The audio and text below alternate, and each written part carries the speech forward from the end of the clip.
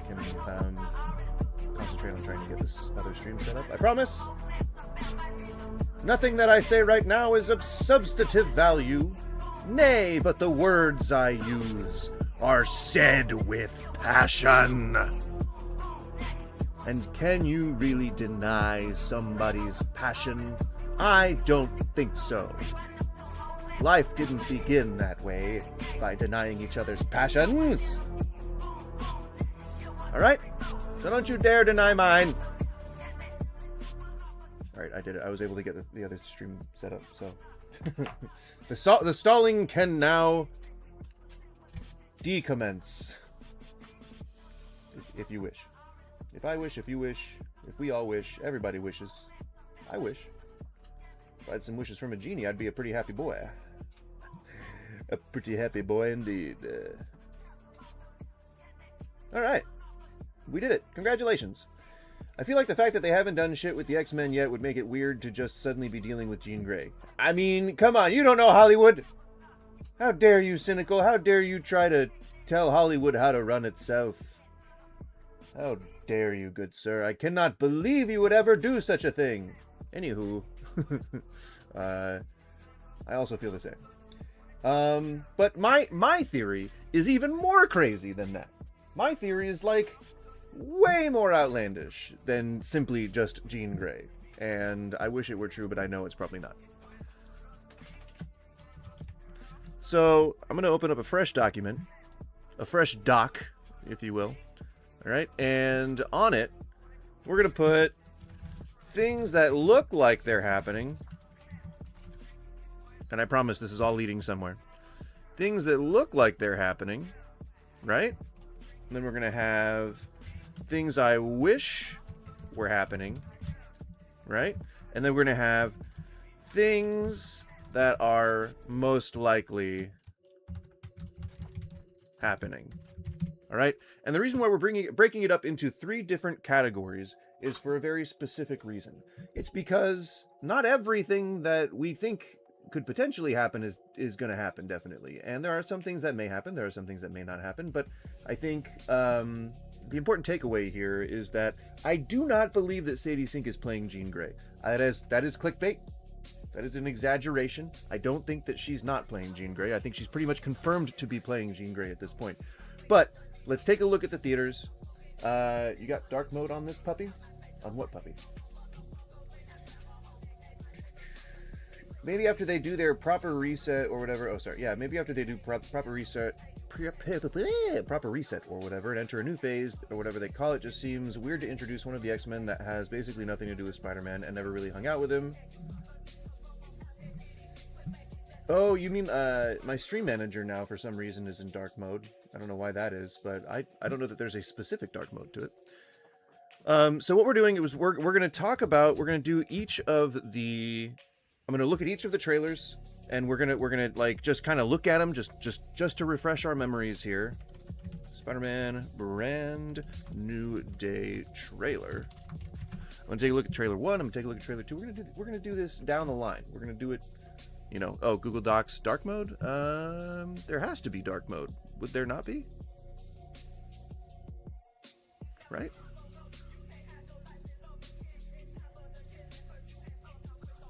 I would assume there has to be a dark mode. Oh, there's an extension. Oh, goddamn. Okay, well, no. See, I don't necessarily care about dark mode. Looking at a white screen's okay. Sometimes make you feel more awake. Wake you up if you're half asleep. All right. So we're gonna take a look. Sony Pictures, I guess. Which one is the one I want to look at? 13 days ago. Yeah. Okay, so that's the one I'm looking at. It's the same shit. And then 3 months ago, I think that is the extent. Yeah, I think that's it.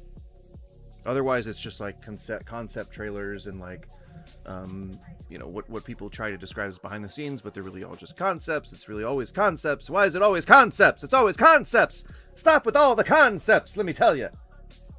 All right. So I think this is the second one, and this is the first one. Okay. I can't believe I'm first hit in my thing. All right, so I'm not just gonna let it play. That's for all the YouTubers. Okay, maybe I'm trying to be a YouTuber, but that's not. It's you get what I'm saying. I'm not just gonna let it play. What we're gonna do is we're gonna take a look at it. I'm gonna pause it and flip around and like kind of go around different places in the trailer. So please, if you feel like we're just gonna sit here and watch a trailer, then we're definitely not gonna be doing that. We're gonna be breaking it down a little bit as people are wont to do, and I'm going to tell you what I think is happening. I'm going to tell you what I think might potentially it might indicate for the rest of the movie, and I'll give the plot details that I think I've hammered down pretty well, and some of the ones I'm unsure about. We'll just go from start to finish. I'm going to grab some more water, and then I'm going to probably build a bowl, and we're going to get nice and fuzzy before we take a look. What you doing? You crazy?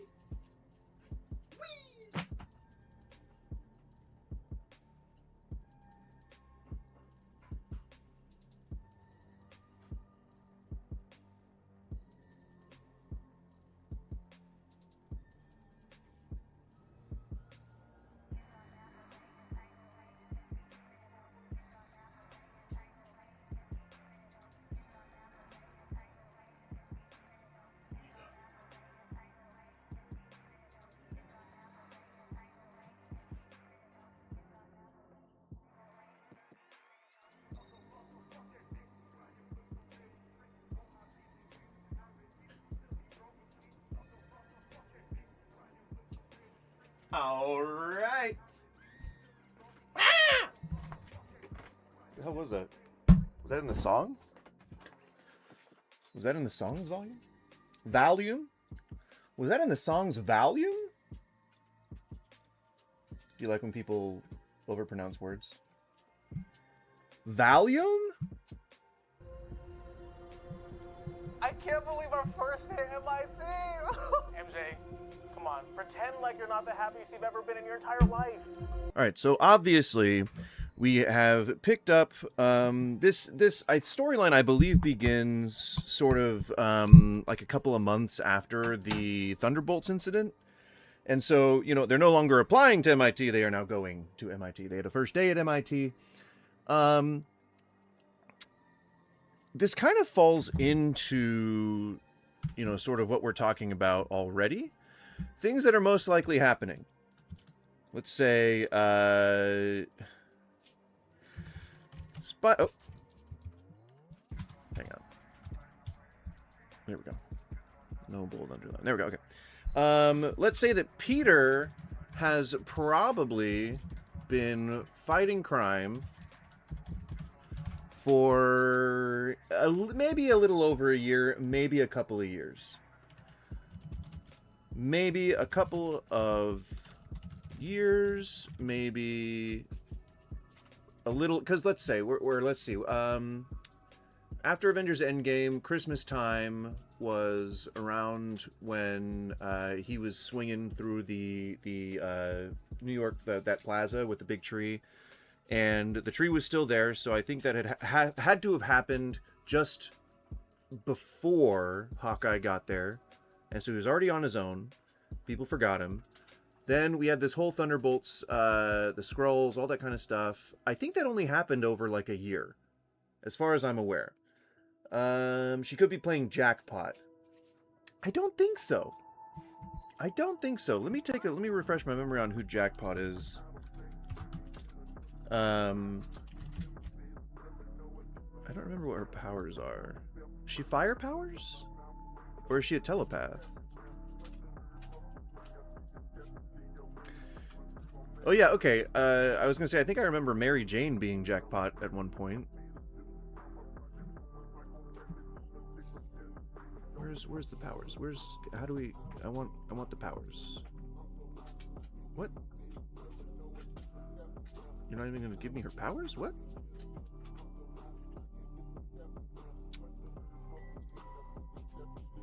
She's definitely not Mary Jane Watson. If she's Mary Jane Watson and then playing Jackpot, and they're gonna unwind all of that to her becoming just regular Mary Jane Watson when this is all done, I don't know what the point of that would be, like to introduce her in that manner. But you know what? If that's how you want to do it, okay, sure. A registered superhero. She could be Screwball. Well, still not who I'm thinking. Her powers. I want her powers. Here we go. From the mutant growth hormone combined with several other drugs, superhuman strength, speed, agility, reflexes, stamina, and durability.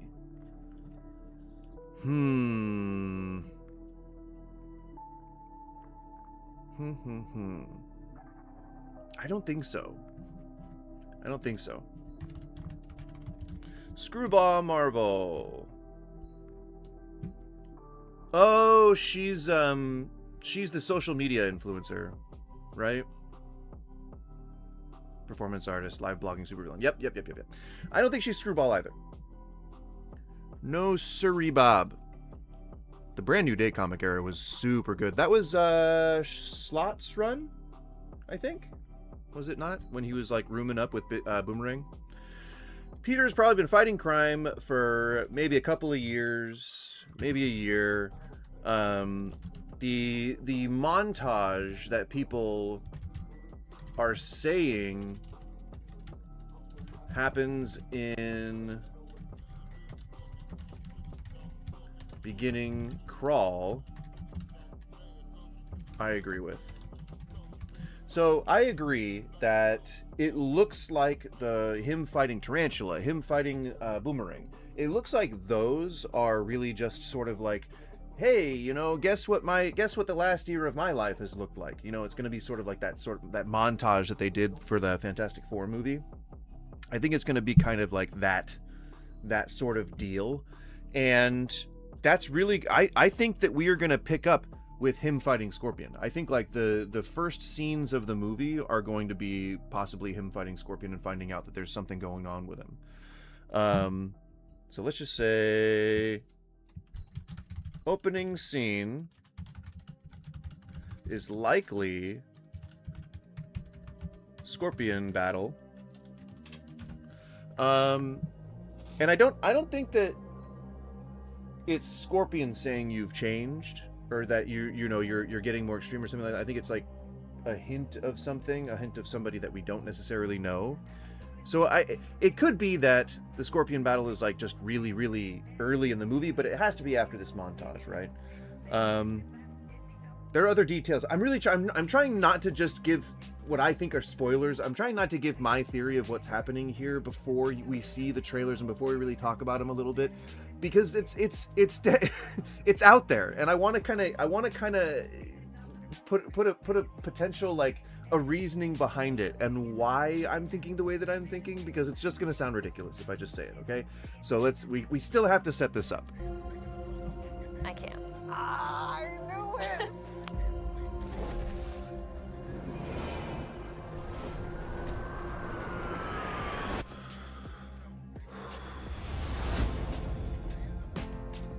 So they're off.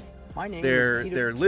they're living their lives without Peter. They don't know who Peter is. They don't know that Peter is Spider-Man. They know that Spider-Man exists. They know that he was involved in some events that happened central to New York, and they know that he helped save the city a couple of times. Like, they know all that stuff, but because of Doctor Strange's spell, they don't know who Spider-Man is. They don't know who what his true identity is. All right.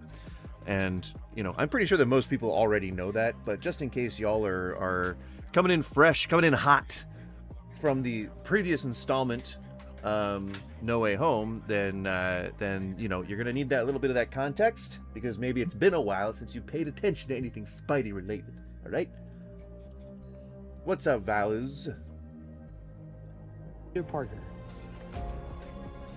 You don't remember me, but we used to know each other. Something bad was going to happen, and the only way... And if you don't remember, this is a very fun little touching letter that he wrote at the end of the last installment, and we heard him reading it before he was basically like, "Nah, man, I gotta go be Spider-Man. I'm sorry." So this is just the continuation of that. I think they probably redid it, rewrote it a little bit, cleaned it up. And I keep in the beginning when this first was announced. And like Daredevil, the season finale of Daredevil hadn't happened yet. And I was like, dude, it's still possible that she could just be fulfilling his duties while he's still in office. Like, Like, that doesn't, just because you have your assistant mayor, or your the person who's in charge, like your not press secretary, your secretary of office, your secretary of state, whatever that would be on a city level, staff, chief of staff, whatever. So you get that, and you can have them go and do mayoral duties. Like, you don't have to be present for this kind of stuff, especially if you don't like vigilantes, you know. So it was just weird that people were like, oh, you know, that's the reason why we know that Fisk isn't mayor anymore. It could be a bunch of different reasons. It doesn't necessarily have to not be mayor there. I just thought that was funny. The way to stop it was to make everyone forget about me. Because I'm not just Peter Parker. I'm Spider-Man. The hell, Frank? You just hit me with a van! So I think that this scene is supposed to be like sort of it's framed to look like the beginning of the movie. And I disagree with any speculation that it is the beginning of the movie. I think that this is sort of like after, like, we do the montage, right? We do the montage, then we do the Scorpion fight, and I think at that point, we kind of like, because, okay, how do I describe this? In a lot of the superhero movies that we see, there's something that sets up the hero in his heyday. There's something that sets up where we're picking up from and reintroduces the hero. It's not just for like fresh audiences, I don't think. I think it's more so to reestablish, welcome us back to the world. And, you know, Superman, the James Gunn one, not yet Man of Tomorrow, but the Superman that came out that James Gunn did started this in a very simple way. They said, you know, 30 years ago or whatever, Superman came to the planet, and then 3 minutes ago he like started a fight or something like that. 3 seconds ago he lost that fight, and then you see him start mid-fight, and then he like zooms in, he comes back, they do all this, you know, he does the healing stuff, they introduce all this exposition. That's sort of the vehicle for a movie, like where you establish who the character is, you establish what he's all about, so that fresh audiences can get an idea of who he is and what he's all about before the movie even starts. So you want to see him take part in a dust-up, maybe a montage of different dust-ups, and then you want to see him in real time battling against somebody that poses somewhat of a threat. So we see that scene where Scorpion like slams him against the wall, which we'll see in the next trailer. Another thing that is happening is the Scorpion fight is the establishing scene. And right after that, we're probably going to get, you know, him at a time of rest. So like that could be when we see him in the beginning of this trailer here, where he's like sitting on the girder. And my hope, I think everyone's hope, is that people who make these movies learn from the past and don't keep putting all of their the entire film into the trailer. And albeit Supergirl kind of did that, which is a little bit mildly infuriating. But movies, I think, are kind of steering away from that. And Marvel especially, because people have been hammering against Marvel this entire time about how, god damn, you guys just keep putting your entire movie in the trailers. Stop telling the entire story. Stop giving it all away. You know? You're giving away potential plot twists. You're giving away all this extra stuff for no reason. No reason at all. Let's just maybe tell the story. You know, tell a little bit of the story. Give a little snippet, leave them wanting more. You know? I think that's a good approach. But so, after the Scorpion, like we get him at a moment of rest, it's when we see him on the girder, and then we see, so like, timeline.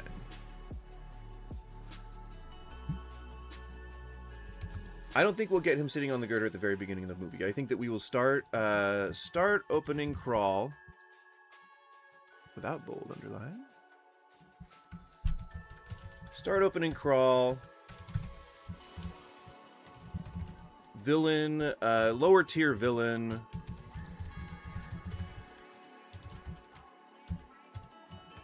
Montage. open on Scorp Fight, where we see sort of the inkling, the beginning of things happening, right? You want to see tiny details that'll lead into the threads of the next portion of the movie. So during the Scorp Fight, we get both his eyes turning black, maybe we get like his extra display of strength, something that indicates that something's off with him, plus maybe a little mention. He goes like, oh, something's been off with me lately, or something like that, you know, like in the trailer. Then we get the moment where Scorp says, oh, you know, it's not like you, Spidey, or something like that. You know, in the second trailer, we'll see it. But that could be like sort of where we get the inkling that maybe someone's out there hopping consciousnesses. When we watch the movie later on, when we rewatch it, we look at this moment, we go like, oh shit, you know, that could be a part of the plot. Like, I'm surprised I didn't notice that before, you know. You'll never notice this the first time you watch through it. Like that kind of sensational stuff. So, opening crawl, lower tier villain montage, open to the Scorp Fight, then you go, like, Spidey goes home, right? Spidey goes home. That's where you see just your slice of life, how things are happening for him. He's going to school, he's learning, he's you know, he's probably studying under somebody. Okay, he's probably studying under somebody. He's probably trying to learn more about, you know, because Peter's a genius. Peter is a very smart guy. He makes all his own gadgets, so he's on the level of. I'm just gonna spit a random name out there. He's probably on the level of like a Miles Warren. You know, just to not be super overt about what I think is going on. Hang on, let me.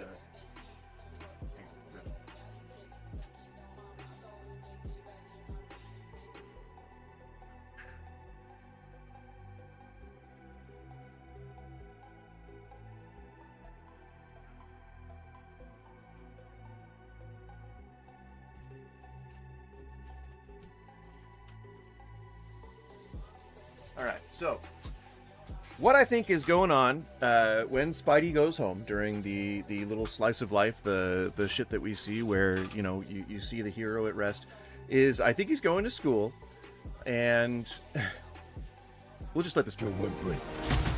Suit yourself.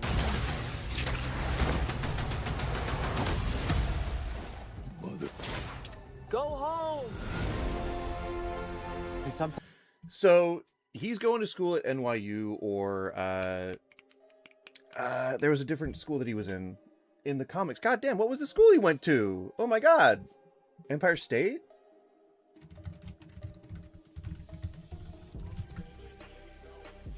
What's up, Imaunik?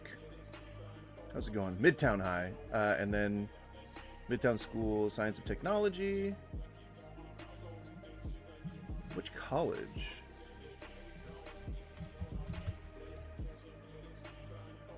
Columbia University, okay.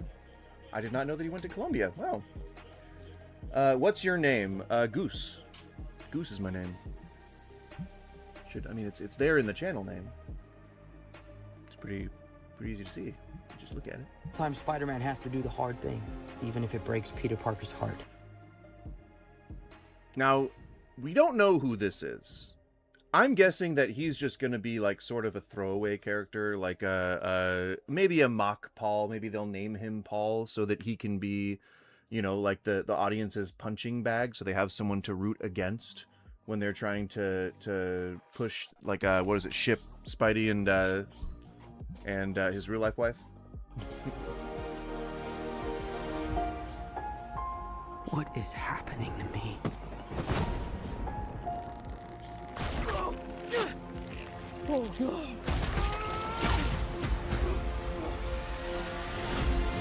So the Punisher scene, my guess is that it happens after we get the hero at rest. We get the hero at rest for a period. We get a chance to see his new connections, see his new associations. Chances are he's probably canoodling with the real actual villain of the movie in these beginning scenes. I'm fucking just guaranteeing you that that's how that plays out. Guaranteeing you. We see the true villain of the movie in the first casual scene of the movie. And my guess, again, spoilers potentially, is that The real big bad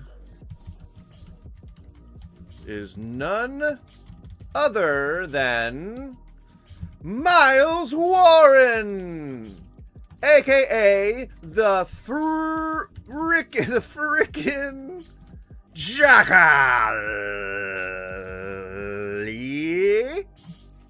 The frickin' Jackal. If you're unfamiliar with who the Jackal is, he is a geneticist who is very well known in the comics for creating clones of Spider-Man and ultimately just trying to give him a real bad time because he stole away, quote unquote, the love of Miles' life, Gwen Stacy. Do I think that Miles Warren is cloning Peter in this movie? No. Would it be really cool? Yeah. I'm one of the few people in the entire world who actually enjoyed the Clone Saga. So I would love for that to happen. Things I wish were happening. So Miles Warren being the Miles Warren being the villain is very unlikely. But I hope they do it. But I hope that they take the plunge, and I hope that they really do the crazy thing, and I hope that they do it. I hope that they really, like, just throw balls to the walls, and sorry if you were listening on headphones, I did just collide with the mic. Miles Warren being the big bad is very unlikely. Also, I just want to throw this out there right now before we talk about anything else, but the Venom suit is very unlikely. The only thing that I think would allow for that to happen is the fact that Damage Control is the one who took the suit in the first place. Or at least the one who took that little glob of venom in the first place. I think that's going to happen during Secret Wars. I think that's a big moment that people are anticipating. I think that they really want to pay that off. And it's my guess that they are likely just going to wait for Secret Wars to come out, and then they're going to give him that iconic moment, like in the Secret War, on the Secret War cover, where he finds out that he has like the black suit. And then I think we're probably going to get a nod to hey, what's up, Maya? I think we're going to get a nod to the third Spider-Man movie from Sam Raimi, where he talks about like the power and how, like, you know, how good he feels with the suit on. We're definitely going to get a Bully Maguire moment, and I think they're definitely saving that for other movies. That's just, there's so much happening in this movie already that I don't think that they're going to introduce the black suit. I just don't think that's not, if it's anywhere in the movie, it's probably going to be in like a post credit scene where they're in a lab at Damage Control. The events of the movie have already happened, and like there'll be like a it's cylinder where the suit goes, or like the blob goes like against the thing, and that'll be the end. Like that'll be it, right? That'll be the tease that we get. Because chances are, whatever little piece of venom is in there has seen Peter's heroics and realizes that Peter is the perfect host, because that's kind of why the suit like glommed onto him in the first place. And so there you go. That's my guess. I don't think it's going to show up in this movie, and I think I have a good strong basis for that to be true.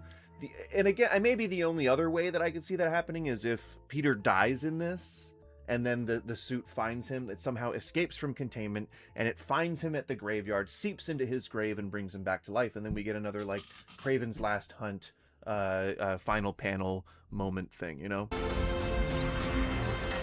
So that, I mean, we saw this. Obviously, all of this stuff we've seen before. I am really just rehashing trailers that we've already seen, so a lot of this might not even be new information. I am sure if you've seen Dead Behind the Eyes, Eric Voss's videos, if you've seen anything on Heavy Spoilers, if you've seen anything on the other Ryan Aries channel, then you already know all this stuff.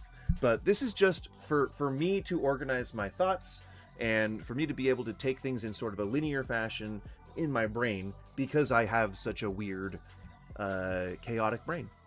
So this is either at the DODC, or this is at Miles Warren's personal thing. So there's a guy in this.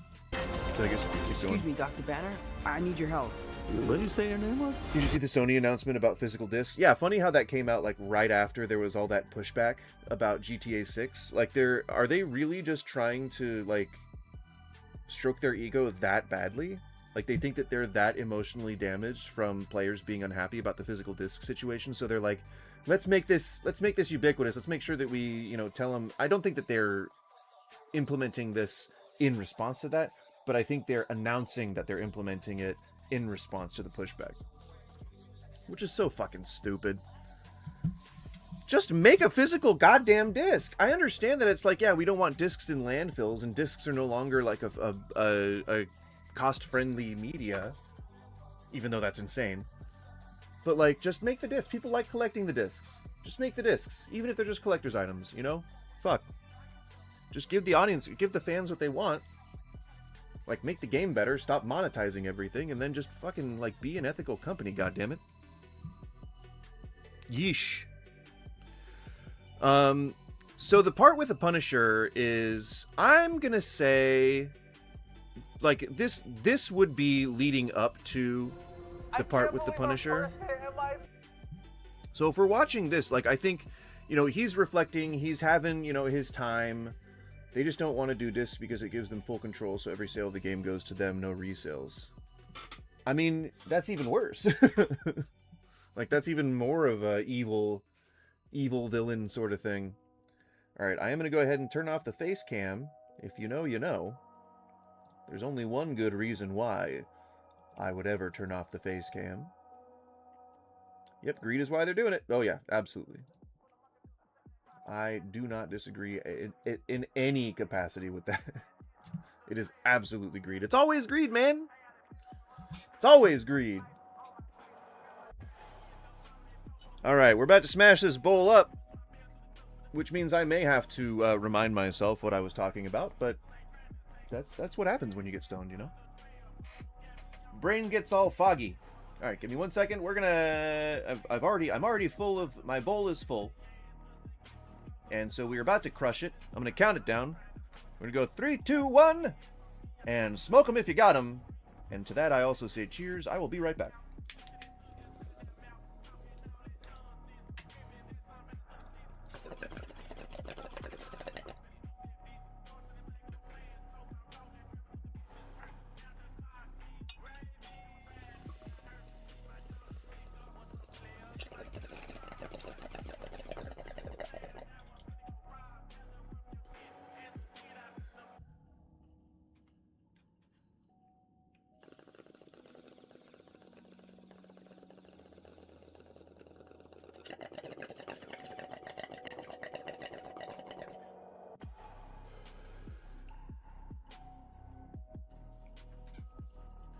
Well, yeah, Cynical, what you're describing is exactly what companies like Blizzard and Valve were afraid of in the first place when people started talking about having games exclusively run on keys.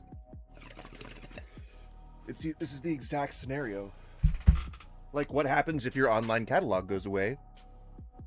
Will my product go away? And the answer to that's always fucking yes. You know, like what do you think?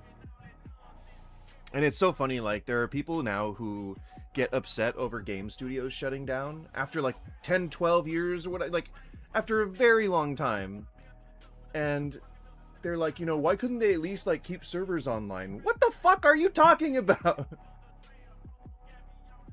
That's not how businesses operate. They don't operate to serve you.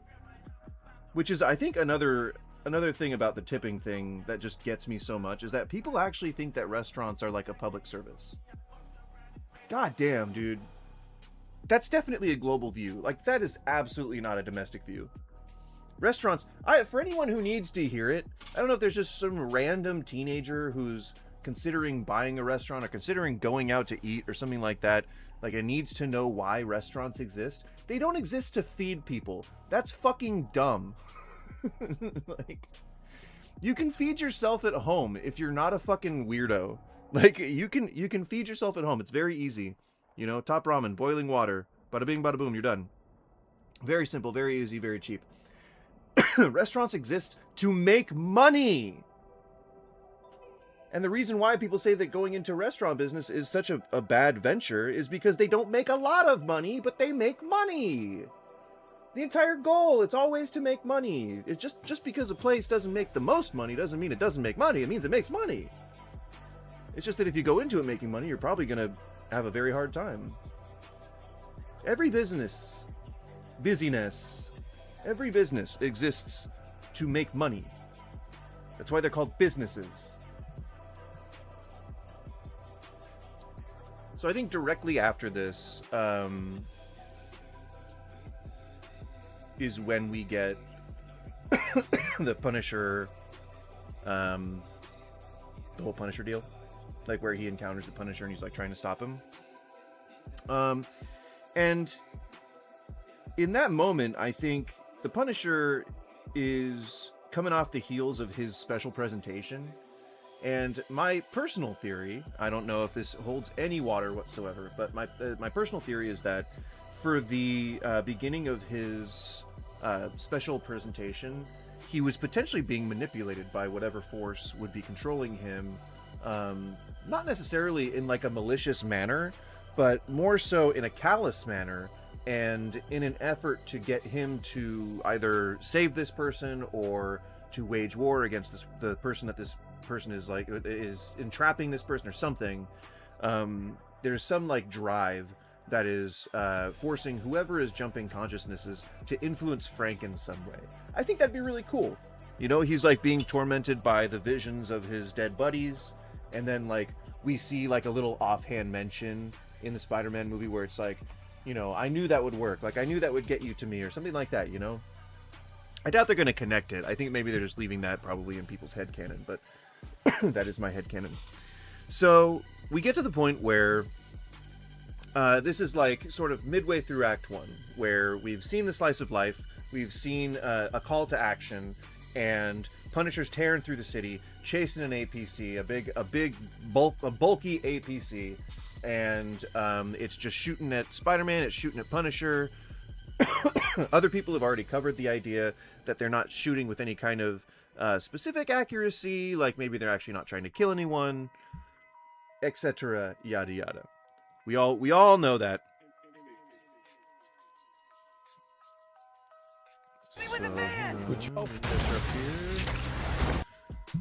So yeah, I think at this point we're all pretty aware from the Miss Marvel series that DODC has access to some pretty military grade technology, and this could be like a remnant from the Daredevil series where they just had like all that armor on the docks. But I'm pretty sure Daredevil and what's her face blew all that stuff up. I'm not sure. I don't know where else you'd get an armored, essentially a tank, an APC, an armored personnel carrier. I don't know where you would get access to something like that if it wasn't, because it's an old lady, right? Like the jumping consciousness or the jumping mind jumper or whatever has hopped into an old lady, and I guess is using her to escape whatever confinement they're in. I doubt they're in the raft. It seems like this is all sort of city-based, though it would make sense if it was somewhere high maximum security sort of place like the raft, especially because raft is like really sort of a Spider-Man thing anyway.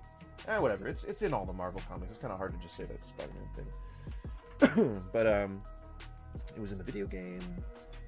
I think it's been in other... No, I was gonna say I think it's been in other iterations of the movies, but I don't think it has. There we go. Sorry, I had to charge my phone. I had to put my phone into charging mode.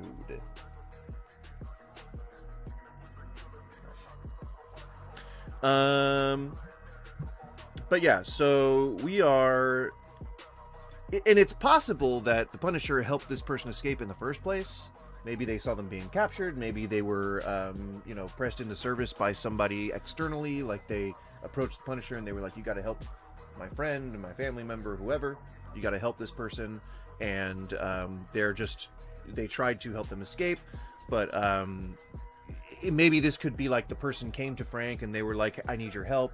And now they're going back to where the body is, the person's body, so that they can help them escape. Et cetera, et cetera. All different kinds of different ways that this could go, but I think it's just the voice that travels brains is trying to escape. The Punisher is trying to either help them or deter other people. This whole movie seems like the Punisher's trying to help this person. All right, so it's pretty clear, and it could either be through manipulation or telepathic, mind control or whatever. But as it is right now, we think that this person, the Punisher, is trying to help this person, and that's our understanding currently. The movie could prove differently, but we don't know yet. I used to play these long YouTube funk mixes in the coffee shop I ran in GTA RP all the time, so hearing it makes me nostalgic for that, which is kind of a weird association, admittedly. Well, I mean, it seems like you guys poured a lot of your heart and soul into those positions, and it seemed like it was a fun gig, so it's understandable. Mother. Go home! The fact that he says go home means that he didn't arrive there with the Punisher very clearly, and he doesn't want him there, so but he doesn't clearly know like the association, so it's very clear that he just doesn't know what's going on yet. So I don't think that this was like just a happenstance thing and the Punisher tried to jump in. This was, I think, the Punisher was accompanying this person back to their body. And sometimes Spider-Man has to do the hard thing, even if it breaks Peter Parker's heart. What is happening to me?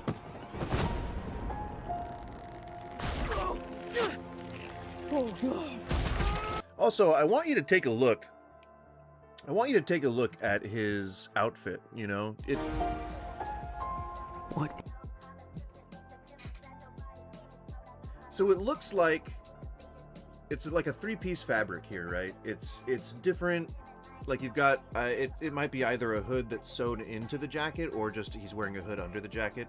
But he's got this jacket that appears to be Is happening to me? leather, fleece, something. But it appears to be either leather or fleece. But my guess is probably What jean is or happening? corduroy. But he looks wet. He's been out in the rain. My point here is I want you to note the outfit. This has been in all the promotional material instead of of course he's had a lot of just shots in the Spider-Man suit, but this outfit particularly has been in a lot of the promotional material. And in the new the theatrical poster promotional trailer poster promotional material for theaters and stuff, he's wearing the same outfit. Just keep that in mind, okay? This is my conspiracy theory brain here. I'm putting on my tinfoil hat for a moment. And I'm gonna say, just for things that I wish were happening, is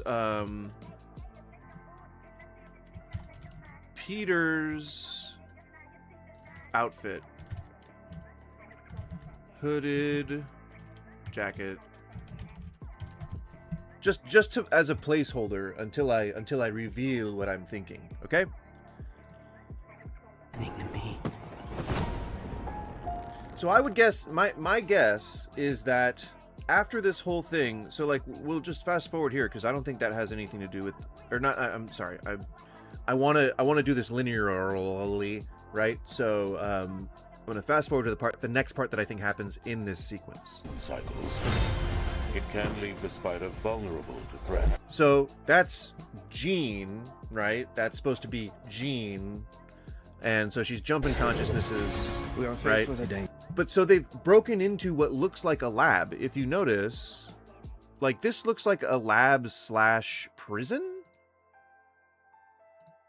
right? And to me, to my eye, that's DODC. If I have to guess, right? I think most people probably agree that that's probably DODC, right? So he breaks into DODC. They thank Spider-Man. They're like, hey, thanks, whatever. And he noticed, he's like, say, hey, it looks like there's lab equipment here. And he's like, maybe he's already aware that something's happening to him or something like that. He's like, hey, it looks like you have lab equipment. It looks like you have, whatever.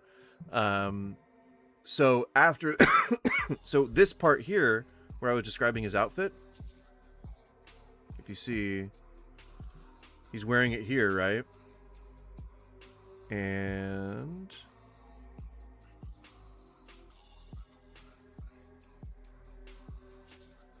sorry, I'm just trying to make sure that I have the first moment here. Yeah, okay. So he's wearing it in this, and then he's wearing it in this. Bringing the DODC in does sort of lend credibility to Marvel starting up the X-Men stories, to be fair. So would Miles Warren being the villain, because he's a geneticist with a specialty in mutation. And he very easily could be about the age of Keith David. Just saying. And Miles, what is it, Tillman, who is in this, is could potentially be a younger Keith David. And Jackal was very obsessed with wanting to be younger, or wanting to put his mind into a younger body, or wanting to find a way to be immortal, or he was always kind of obsessed with that, like survival. He was very obsessed with survival, which could lend some credibility to the idea that perhaps he might be able to find a way to put his consciousness into things, and perhaps he might be able to manipulate someone to like transfer consciousnesses, like maybe a really powerful telepath, potentially. And if he's able to manipulate them or control their mind or do something and make them do something like that, even if they are also trying to get free, maybe perhaps he could potentially move his consciousness into somebody, a younger body or whatever, or potentially be like talking through her or something, right? I don't know. I think it's possible. I think it's indeed possible. But so he's wearing this here again, and hang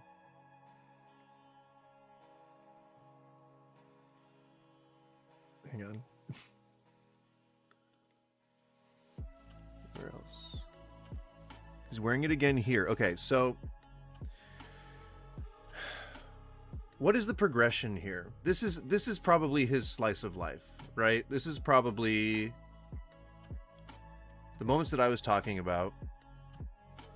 Opening crawl, lower tier villain montage. It could maybe. Nah, see, I don't want to rearrange all of my theories. It could be entirely different. It could be maybe they're just gonna go with a nice gentle opening, like it could open on the party, right? It could open on because here's what I think is happening in my mind. He goes to see his aunt at the graveyard. He's wearing that outfit, and then he goes to the party where Ned and MJ are. He's wearing the same outfit, and then I'm guessing that right before he's about to like tell them anything, he's called to the scorpion fight. He like gets a spider sense, something happens, and he goes to the scorpion fight. Then when he comes home, it's been raining potentially. He had to stash his clothes somewhere, so they definitely got wet. And or he was still wearing his outfit and just put on his mask. And when he got home is when he collapsed. Then when he wakes up is probably when we see all of this shit right here. And what is that? What is Mr. Why does he have a rotten hand? Why does he have a rotten hand? Like it's clearly not just like, it's not webs and shit, because that's all like, outside. That's on the outside there. Like, what the fuck? Like, what the fuck is that? What the fuck is that? Like, what the fuck is that? Like, what the fuck is that? Like, what the fuck? So, and here's the question I think that I don't think I've even really thought about yet is, what is going on with Peter? So in the comics, Peter's a mutate, which is a person who was augmented in some way, be it the super soldier serum, be it gamma radiation, or a bite from a spider, and is then given powers that are similar in scientific fashion and biology or whatever to being a mutant. But they are not actual like mutants. Nor, I think, are they given the right to live on Krakoa, which, I mean, is gone now, but you get what I'm saying. Like, I don't think that they're part of the mutant community either. Though they were lumped in when fear of mutants was a big thing for like the 15th time in the history of Marvel Comics. But what's up with the rotten hand? What's up with the like, it looks like maybe you're turning into a spider? You know?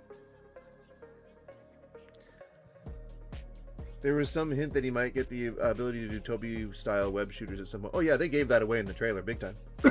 Most recent one. You see, he gets organic web shooters. Oh, God.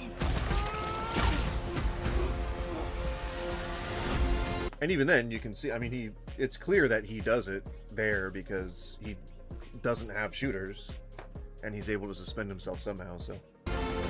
It's pretty, I mean, that's, you know, I think we all know what's happening there. So, okay. So let's say, opening crawl, lower tier villain montage, sitting on girder.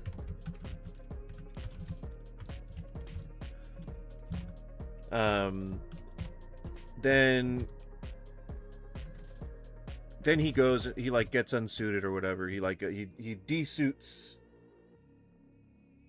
Well, it could be another web shooter from above shooting down to grab him. I mean, I guess. But that's what is that called? That's not pedantic. What is it? Redundant? No. What is that? Whatever. You know what I'm saying. Ay. I'm pretty sure that's probably like the first time we see it. Could just be an intentional bait and switch, I guess. But the newest trailer absolutely gives it away. Like you see web coming out of his wrist. It's definitely an organic, and I think audiences are getting a little more comfortable with that. It's weird. I'll give it that. Like it's definitely weird. But I think audiences are a little more comfortable with it these days. They're more accepting of the idea. Okay, so he's sitting on the girder, and then he has to go get dressed. Visits Aunt. Then goes to party.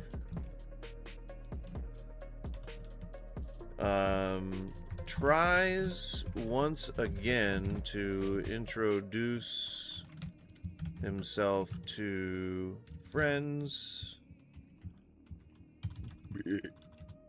That's right, you heard me burp. Scorp fight. Spidey goes home. Passes out.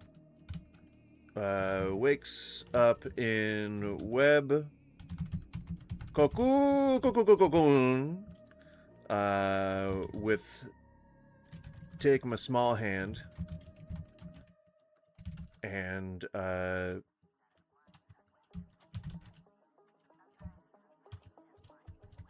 that's good. Take my small hand. All right. I think that's the progression so far is the opening crawl with Boomerang and Tarantula and all that kind of stuff. Which is the lower tier villain montage. And he's like, I think this is when he's like talking. I think he's like, you know, saying, "Oh, I'm Spider-Man. I wish I could have friends. I'm very depressed."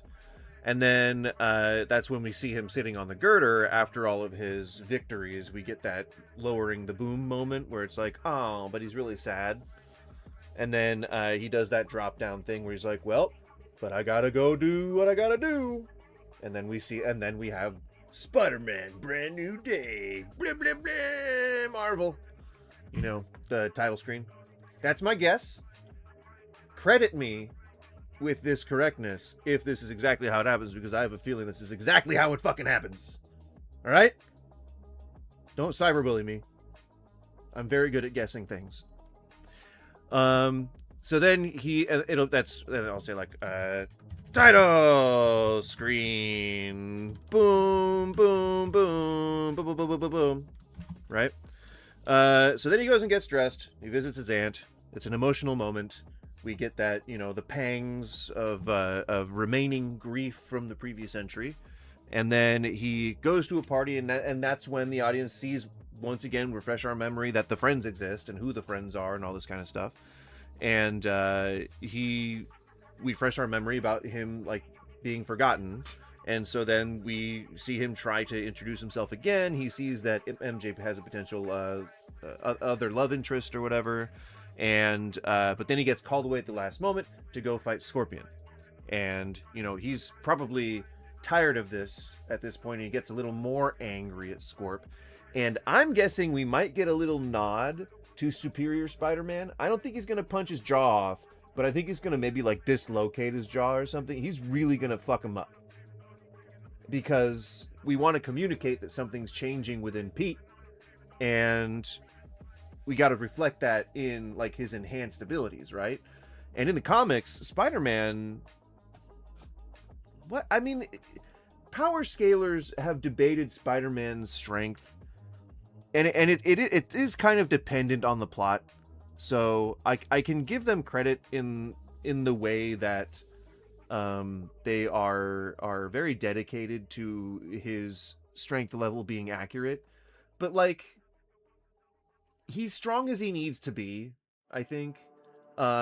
He can't, like, lift planets or anything. Like, he can't, well, I guess now he probably could. He's got all the enhanced abilities now. But, before, like, he couldn't really... He could lift a building, but not like a skyscraper, Like, he's capable of great feats of strength, but not immense feats of strength. I would say that he's maybe on Shang-Chi levels, right? If you're used to, like, that era of... I'm talking specifically Dan Slott's run. But if you're like familiar with his status in that era. But now he's like, now he's been in space. He's increased his power level by quite a lot. He's, like, super strong now because he can take out that dude that was like, you got to increase your strength level and then come and challenge me again, and he did. He did, and he did well. There you go. And he's also died a bunch. And he was a wizard, Sorcerer Supreme for a bit. Or he had the powers of him. I don't think he actually was Sorcerer Supreme. Kind of wild. He's had kind of wild run lately. Kind of a wild run lately. Right? So he gets dressed, goes with his aunts, goes the Scorp fight. Scorp's like, oh, you're not yourself, Spidey. Spider goes home, passes out, wakes up in a web cocoon with Take My Small Hand. Dr. Banner, I need your help. What did you say? And so I think that he is in school. This is at the school that he's going to, Columbia or New York State, whatever. And so he's not necessarily a student of Professor Hulk, but he's going in to ask him questions because something's going on with him. He needs to talk to a person who might know something about it. And so he's smart enough. He probably might have some preliminary ideas of what's going on, but he needs an expert in the field. Gosh darn it! And if there's a guy that can help, it's probably someone who does a little bit of shifting and changing of his own, right? So there you go. That's probably he didn't even have to make an excuse to go there. He probably already goes there and just, like, sat in on a class or something. Because he's in the other trailer. He's like, "You're not one of my students, are you?" A little contrived, but that probably explains it. If DNA is mutating, it would be enormously dangerous. And that's the nod. Do you see that? That's the nod to Tobey Maguire's Spider-Man, where he does that. He does the thing where he's like, and it just, like, goes whee, like it just falls, like, on the ground, and he, like, does another one, and it catches a bird or something. Like, good stuff. Patrick, what's up? How you doing? But, like, he's doing, like, the cool, like, slingshot thing, which is, oh, man, I love doing that in the I think it's Spider-Man 2. Enormously dangerous. I think you do the slingshot in Spider-Man 1. Spiders have... See, so this is... okay, so this has to be after the party, but why is it still bright? Why is it still daylight out? What's up, Brad? You know what I mean? Like, why is it still day? Because when he gets home is when he passes out, right? That's when his outfit's wet. And I'm telling you, keep paying attention to this outfit. I think it's relevant. Honestly, I do. I genuinely think that his outfit is relevant. Why else is it in all the promotional materials? Not all of it, but most of the promotional materials. I think there's some relevance here. What's up, Helmet? How's it going? I think that there's going to be a conflux of a few different things that are going to happen by the end of the movie that are going to make fans go like, what the fuck? I swear to God. And maybe that's just me being like really wishful thinking or something, but I think it's possible. Honestly, I think there could be some crazy comic book shit going on. And if the villain's who I think it is, then I think that there's potential. I think there's potential there. Maybe, again, things I wish were happening. Comic book shit. I always do the Spider-Man web into the sink after I do something. Come on, man. Blowing your nose. God damn. Yeah, you guys. So his outfit when he's at the party is not drenched in rainwater, right? And I don't think that it's wet when he's fighting the Scorpion. What? Yeah, no, there's no rain on the ground or anything like that. So I don't think that this is near the end of the movie or anything. I hope not. I don't know. I guess he looks too stuck into it by the time, all that chaotic shit starts happening. By what I assume is the third act, I don't know. I think this is still in the beginning of the movie. I think it's still in the establishing shots, like all the what is it? Not subtext, exposition. I think this is still like in the exposition zone,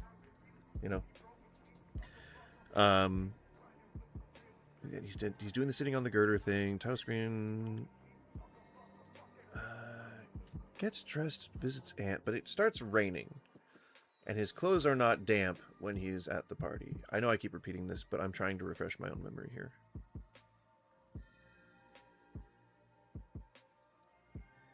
Doesn't look damp there, does it? No, his hood looks Sometimes dry. Spider-Man has to do the hard thing. But it's nighttime. Get what I'm saying? So how does that happen?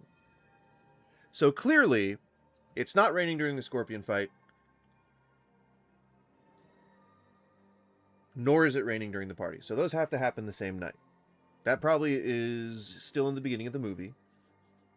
Then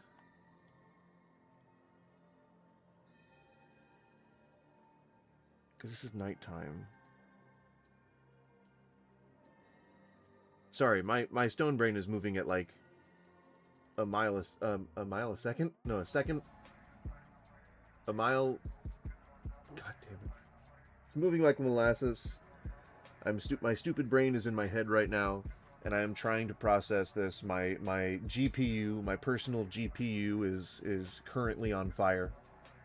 So, the first night, it's not raining. It's dry.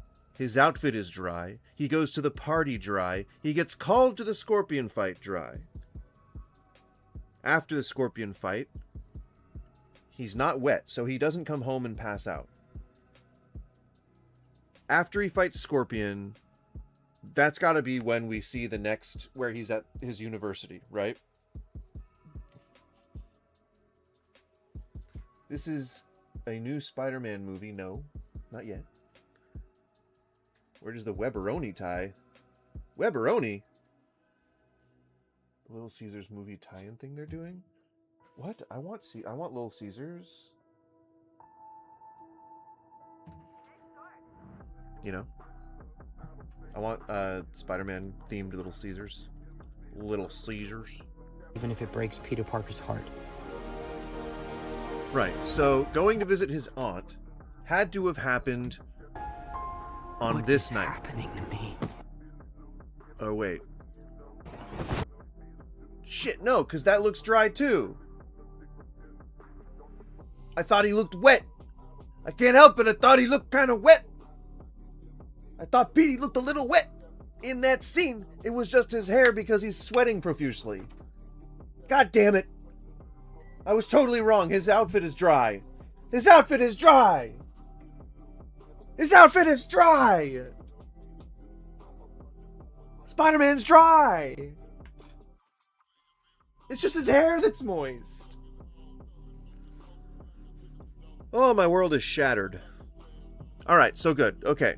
So that's that. Then I don't have to be racking my brain trying to figure out how this is supposed to work. You know? Maybe Hulk gave him a blow dry, but he's still sweaty. Potentially, yeah, that also could happen.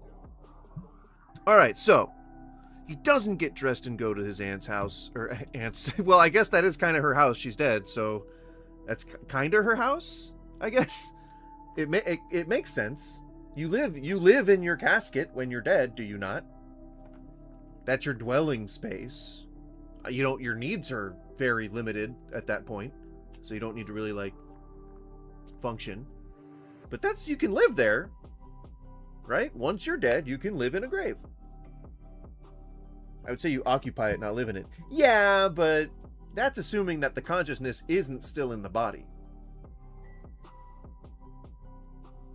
That's one of the theories, actually. One of the prevailing theories about the afterlife is that our consciousness stays in our body when we die, and that we're just locked in an endless torment, like fully aware. Is that not fucking terrifying? Is that not fucking terrifying to you? Like, that's fucking terrifying. Space dust. Fucking terrifying. I mean, I guess at some point you wouldn't know how to interpret any of that, even if your consciousness did remain. It'd be more likely to be a dreamlike situation where the brain broke down enough not to be able to do that anymore. Well, yeah, and at some point it doesn't, like at some point it doesn't, the brain is just gone, right? Like it's rotted away. So there's nothing to hold, there's no vessel left, right? I don't know how that could work. I don't know if that's a thing. I don't think that's possible. I'm talking myself out of it. Nope. I'm done listening. Nope. Don't cyberbully me. So he goes to the party, tries once again to introduce himself to his friends, then he gets called away to the Scorp fight at the last moment. Spidey goes home, passes out, wakes up in a web cocoon with a take my small hand. And he's got like a sort of evolution of powers, right? He's got organic web shooters. They're still themed because we don't know this yet as the movie-going audience, but he's still a spider totem, all right?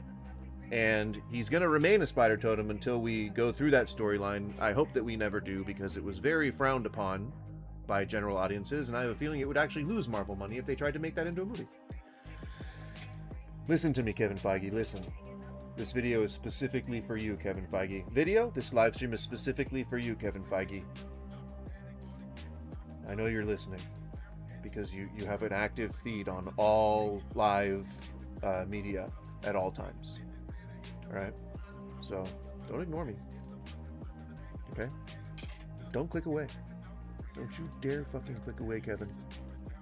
Listen to every goddamn word I'm saying, every goddamn sultry tone. Ah! Ah! Ah! Ah! Ah! This summer. Excuse me, Dr. Banner. I need your help. What did you say your name was? If DNA is mutating, it would be enormous. Yeah, so obviously that has to be part of the timeline. He's because he's wearing his web shooters while his Peter Tingle is freaking out, you know. So I honestly feel like damn it. My timeline's off. I feel like my timeline's off. Oh, you know what he could be saying? He could just be introducing this. Like, this could be during the montage, you know? Like, he's like, oh, and lately my powers have been going all crazy, you know? And so then we kind of get the first glimpse of it, and then we get sort of a reinforcement when he's fighting Scorpion. And then he passes out, wakes up in the cocoon, and now here we are. If DNA is mutating, it could be enormously dangerous.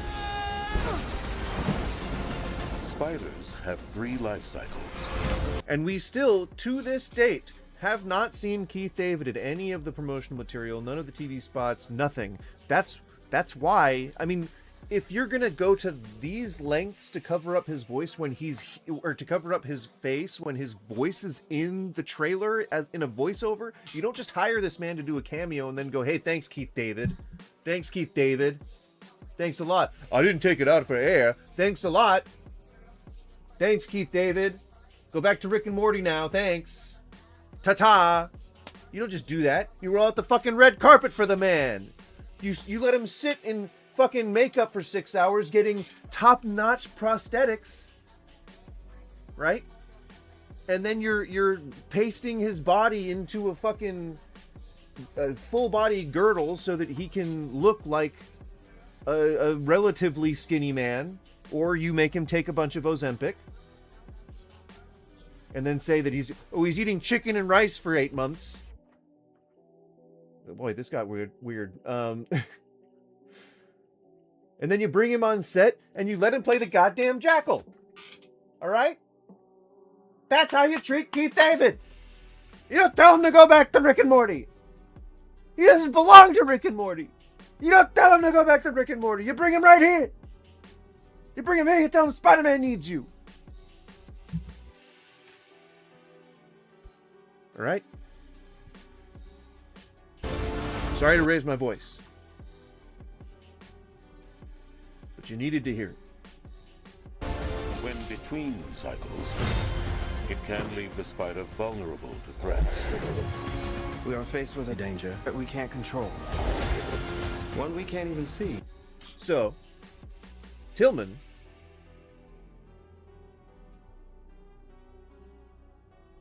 what if Miles Warren is simply just looking for someone that looks younger than him? Like, maybe he's operating at the top of this guy's... Because this guy, I don't think, is DODC. You know what I'm saying? So it could be that if Keith David is trying to play someone who might potentially clone someone, maybe he's got a younger body out there who is acting on his behalf that he plans to put his consciousness in should anything ever go wrong. Potentially. As just a little side thing, maybe. I'm just posing I'm just asking questions. Alright? I'm just asking questions here. Okay?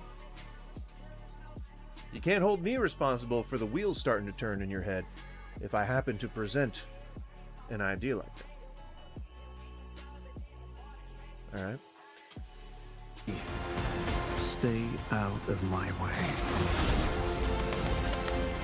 You lose. And so that's sort of the only time when we see that, where he's like, where we think that maybe potentially Sadie Sink's character might be speaking through Scorpion. Stay out of...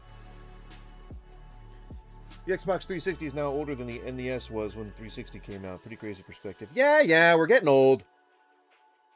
You don't have to keep reminding me. We're all getting old. We're all a bunch of old fuckers. You know? Getting old. Getting super old. That's life. Life is getting old.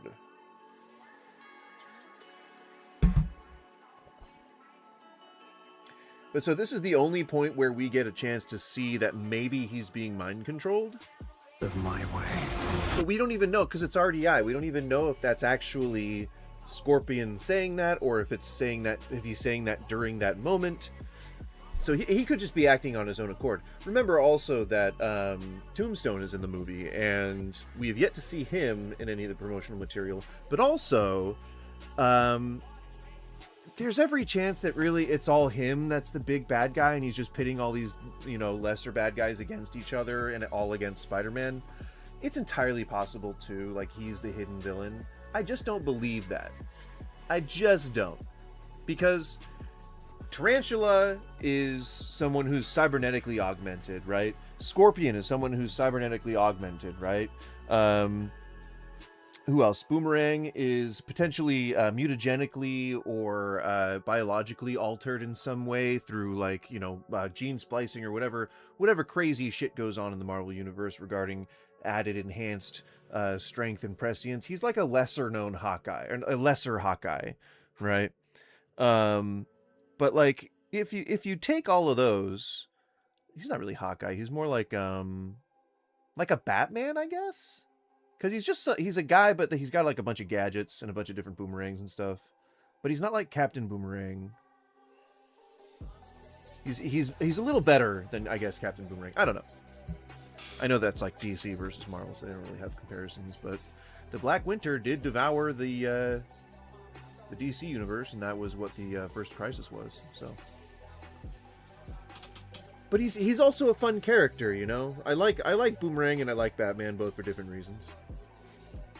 But yeah, so they were all enhanced in some way, potentially by some unscrupulous geneticists with a speciality in cybernetic enhancement, maybe. Who might know? Also, could be Smythe, Alistair Smythe, because he also, like, they had, like, a father-son situation, and he had the, spider bots? Spider killers, or no, what were they called? Spider?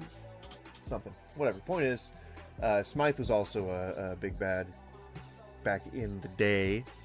But we're still talking about someone that has the ability to hop consciousnesses. So we're still talking some angle where, and it's obviously Sadie Sink's character. Like, it's not, there's no one else. We haven't seen her face, right, in anything. And so it has to be that, right? Azazel? Azazel is Smythe? Is Alistair Smythe's dad? What are you referring to? I know Azazel is somebody's dad in Marvel. No, Azazel can hop consciousnesses. You mean from that movie with Denzel Washington? The Demon Azazel? Yeah, okay. I was gonna say, I'm pretty sure Azazel in the Marvel Universe is just more of a teleporter, like Nightcrawler. With the cat at the end. I mean, yeah, it's a shame that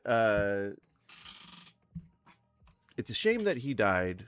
It's a shame that he had to die just for Casey Jones to live in the end. But I'm trying to remember this as I'm talking, but I don't think I can do it. There was a fan theory a long time ago that said something about, like, the ending wasn't the end. Like, there was something, like, either Denzel Washington was actually Denzel Washington, who somehow had picked up the ability to hop consciousnesses. It was actually him that was that lived, or that he was simply hearing this sort of narration in his head as he was breathing his last breaths, and that Azazel really was dead and didn't actually jump any consciousnesses. Which, again, I think both are kind of stupid, but I don't know. I forget. I remember there was some fan theory about that. You're losing it, kid. And for those spiders who make it through, it amounts to a kind of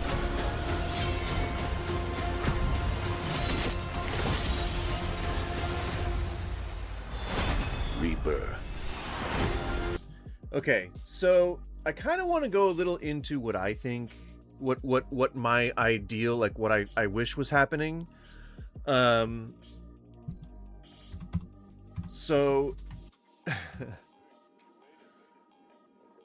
obviously, I've already, my theory was that Azazel jumped into the cat, but can't jump out of the cat because the cat is basically keeping imprisoned him in there, or imprisoned in there because they're the guardians of the underworld.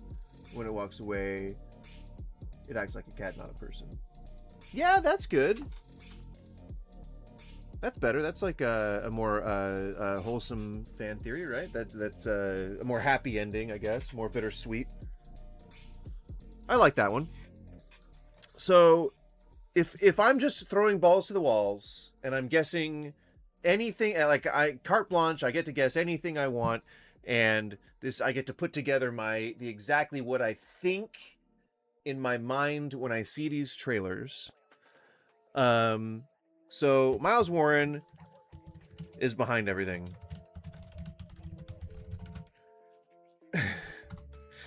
I'll even go a little bit, I'll even say my most wild claim, my most insane fucking off the wall claim right now, okay? We see Spider-Man die. We see him die in this.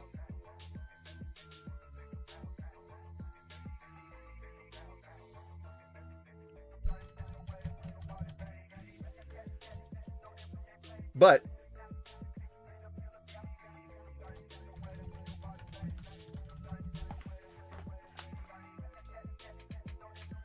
it's not really Peter.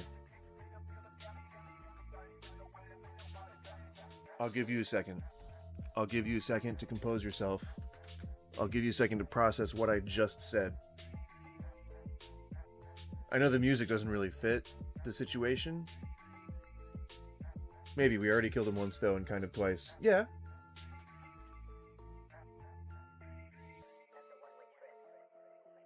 I think that this will introduce an element, and this is, I know this isn't going to happen. So this is what, like, I don't know how to say, this is what I am thinking in my head when I envision an imaginary, it's like an imaginary thing, it's a hypothetical thing, it's not real. I don't think this is going to happen. This is what I wish would happen. But then again, I have higher hopes for like what I wish would happen. If you just gave me an endless budget and said make it however you'd want, I would go way crazier than this. But I guess on a practicality scale, like this is what I think could potentially happen and what I would have liked to have seen. So Miles Warren's behind everything. Peter dies, but it's not really Peter. It ends up being Ben Reilly. But we don't really get his name or anything like that. We just know that it's not Peter. That's all. We just know it's not Peter. It's like, oh, that's not really Peter. But we think it's Peter who dies. Not we, but like everyone in the movie thinks that it's Peter who dies. So Peter was cloned when Warren got a sample of his blood when he went there to find out what was happening to him. So in laying this out, I think what I hope to do is bridge the two. So I know that none of this is going to happen, but I think something kind of in the middle has the potential to happen. You get what I'm saying? Well, you laid down like she just really wanted to lay down. She's like laid down with confidence. She was like, It was very cute. So let's say that somewhere in the movie, Peter went to Warren to get some answers about whatever was happening to him, and Warren decides to clone him. Hang on.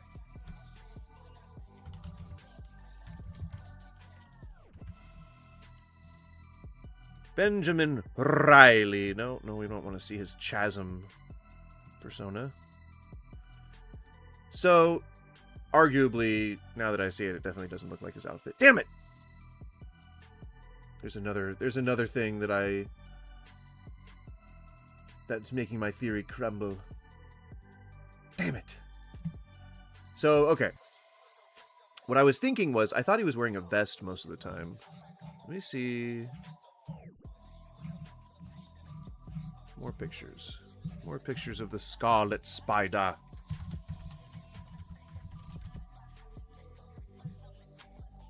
Yeah, he is wearing kind of like a gym hood sort of thing.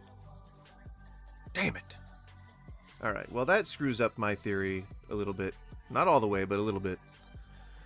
But I feel like it's pretty common, I guess, for Tom Holland's Spider-Man to wear fucking hooded sweaters. I think he wore that like in other Spider-Man movies. Anyway, my point is, alright, I was pointing to his outfit. God damn it, totally doesn't look like it. Fuck. Alright, well, whatever. If I had the chance, I would connect this to Ben Reilly in some way. He'd be wearing just like a normal gym top with his hoodie, you know, that kind of shit. And so when he dies at the end, you see actual Peter in a holding... Okay, I can fix this. I can fix my idea here. But yeah, I wonder if Spider-Man is the other, or Spider-Man the other is what they're referencing some from... Oh yeah, absolutely. I hope not, though, because nobody liked the totem thing. I think they're just taking elements from it. Obviously, they're not going to do that, like, whole thing. But, I mean, I think this whole thing is just to get him into Miles Warren's office, you know? And so instead of what we get, what we think is happening, I think... I don't think Peter will die at the end. I think they'll manage to defeat Miles Warren or whatever. But...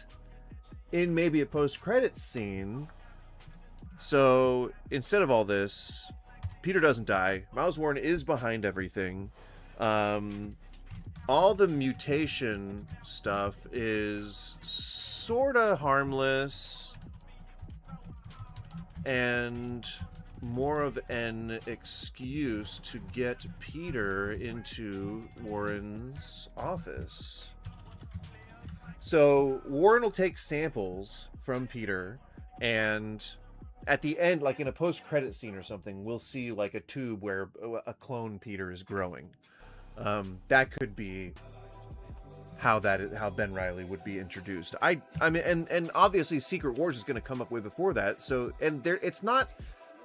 Feige didn't say that it was going to be a complete reboot of the universe. It's just going to be a reboot of, like, it's just going to be a reboot of the storylines and everything. Like, it's basically what happened at the end of Endgame. Like, we're supposed to start, I mean, obviously WandaVision was a continuation. We had a lot of continuations, but I think they're going to restart it more harshly this time. They're going to be like actually a restart a story, but it's going to contain the existing, like, parts of the existing universe that worked, and they're going to keep doing those.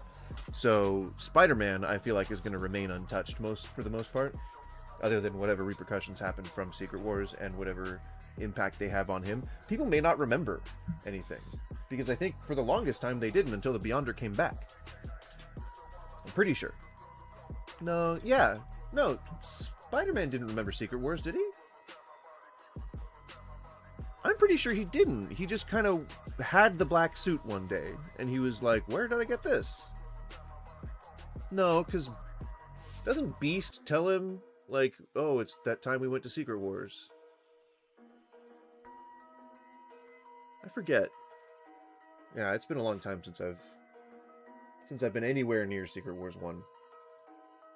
Arguably a worse story than Secret Wars 2015. Much worse. Alright, so, okay. I don't think Peter will die. I think Warren is the villain of the piece.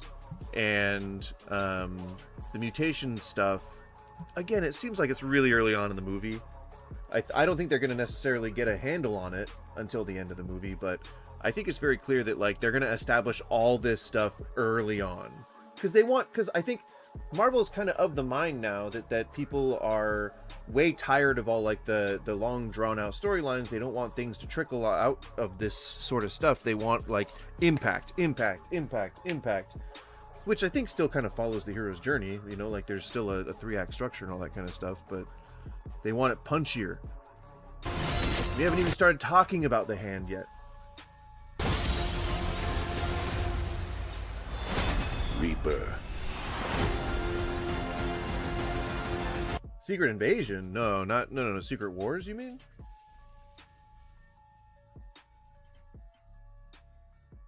Yeah, I definitely don't think we would get a Secret Invasion. I mean, they already tried that and it was bad.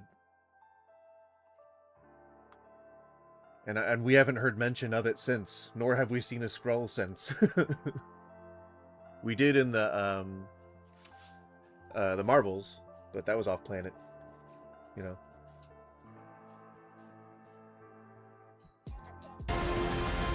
Nice flowers. Oh, they're, No, I mean Secret Invasion. I'm saying we won't get it, but it's technically possible. I mean, in a better, like, actual, like, good telling, that'd be cool. But I don't know if they would do it if they're like, nah, audiences didn't like it the first time. You know, that'd be like a remake of a pretty new thing. And I would hope that it would be a different story. You know, a little bit more global instead of just like the tiny, like just a tiny thing. Yeah, I mean, it was like a really like small, a very like tiny slice of the Secret Invasion pie, and there wasn't any Varanki. Like I was like, why aren't we getting Varanki? Why aren't we getting like Varanaki or Varanaki? Varanaki. Like, why don't we have the actual queen who's like doing stuff like behind the scenes and shit? And then there was no Super Skrulls. There's no, well, no, there was kind of. They became Super Skrulls at the end. It was weird. It felt really rushed and disjointed. housewarming gift. I'm MJ. I'm just a neighbor from across the hall. Friendly neighbor. All right, let's watch the second one, and then I will give my thoughts and give my interpretation of what I think is happening. Just like before. What is happening to me? Did you miss me, Spidey? I'm losing my mind. So I think all that is happening. All that's real. All that's exactly what's going on. The RDI obviously isn't part of it. Like, it's not. There's no. He's not saying what's happening to me or anything like that. I don't think it's obviously just a voiceover for the trailer. But I think all this, what's happening in this scene, is exactly what's happening. Is it raining? No, it's just really windy. I am totally out of control. I gotta fix whatever this is right now. Final semester MIT. Dad, who do you think is actually watching these? Maybe someone. Okay, well, buy some. So I don't think that he goes to school specifically to find out what's happening with him. I think he's already going to school. One.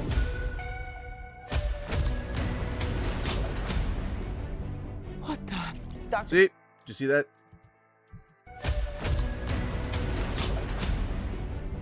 What the? So, organic web shooters. Pretty clear at this point. It is very The Other. But I think people were way more thinking Man-Spider. And not, I think when people think of The Other, I think what they're more thinking of is Man-Spider from the animated series. Not people who are familiar with the comics, but I think people who are like trying to follow these trends where they look online and they see a listicle of all the things that Spider-Man could be doing, and they see like a short retelling of what The Other was like, and they're like, oh yeah, that's exactly what I was thinking, but they're actually remembering the Man-Spider from the animated series, which was a cool design, and they just kind of did sort of in Spider-Man, or in the Spider-Noir, like kind of their own version of that. But like it would make sense, and it wouldn't be outside the realm of possibility to have him turn into sort of like a spider. I don't really know if I even watched that. It's let me see if I can put a frame of reference on here.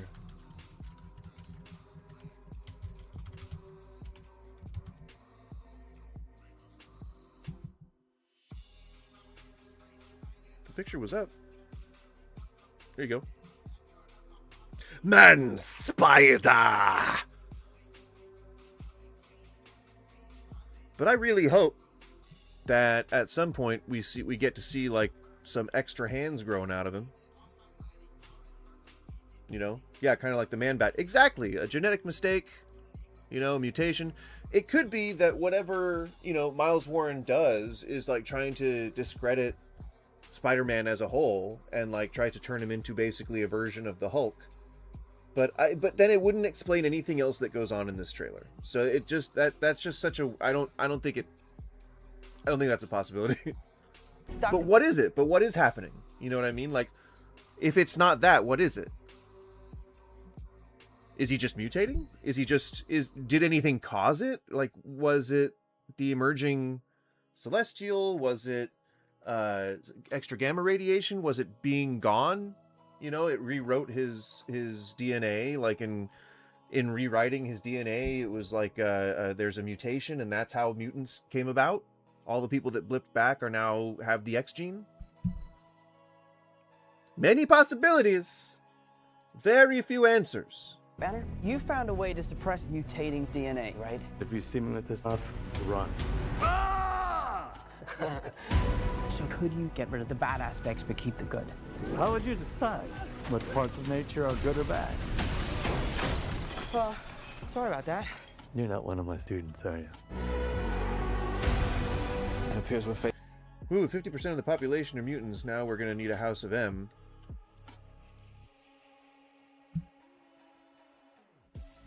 Dude, if you saw like my map, the map that I made for what I would like the MCU to be, there is a House of M directly after Secret Wars. Like when they all come back, I think Wanda, something happens. I think they did get the X gene when they came back. I think that's how I explained it. It's probably why I'm remembering it right now. But like, mutants are around. And she still didn't get her kids back, and so she just does the whole like reality warping thing and does the whole House of M. But that's like she actually has in my universe, she is Pietro's sister. And they are kids of Magneto, like like they're supposed to be. Faced with a threat we can't control, one we can't even see. You're the only. So obviously, all of this, I not obviously, but I just don't see any of this being in the first act. I see all of this happening in the third act. But I mean, this could just be happening way earlier in the movie. He doesn't look the way like in the other one. Oh, goddammit. In the other one, damn it. There we go. In the other one, Frank does not look. The hell, Frank? You just hit me with a van! Put your. There we go. No, I guess so. Yeah. He does kind of look like that. Okay, fair enough. One who's immune to it. But like, he's obviously not the only one who's immune to it. Control. One we can't even see. You're the only one who's immune to. Right? So she does what you remember, or what I think all of us remember as sort of the Patrick Stewart era X-Men, Charles Xavier freezing people in place with a psychic blast. It definitely, all they did in those movies were people just stopped moving. But in this, obviously, there's like a visual effect. There's way higher budget, more modern special effects that we can incorporate into that.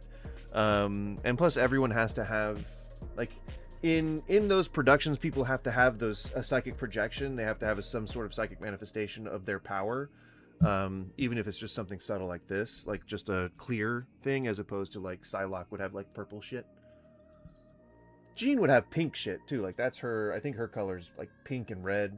And then when she's phoenixed out, it's all like, fire colors. Who's immune to it. You're the only one who can sense it. And what do you think they're looking for? Oh, see, you stumbled across my board. Sadie Sink playing Charles Xavier. Yeah. No. Cancel. Sorry, something's gone wrong. Yeah, good. Let's try again. No. Cancel. I don't want to try again. Stop. Shut up. Stop listening to me, phone. Sadie. Not the other one. Yeesh. I'm not one of those weirdos, I swear. He's a little weird. I'm MJ. You two don't know each other? Yo, Spiderman, you okay? You can get rid of that monster inside you? Think I might go see how MJ's doing. You're not gonna get away with this. But he might. I didn't know you could get that big. So, I don't think that Jean would be like that antagonistic.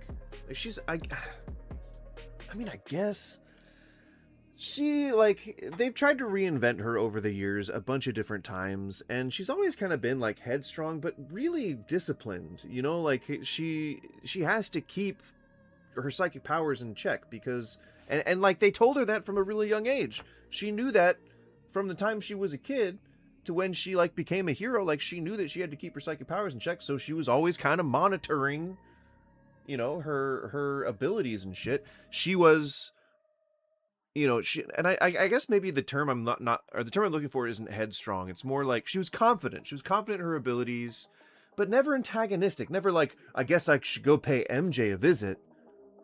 You know? So that's like the biggest argument for me against the consciousness hopper being Jean Grey. Like I just that either that or somebody's influencing her directly.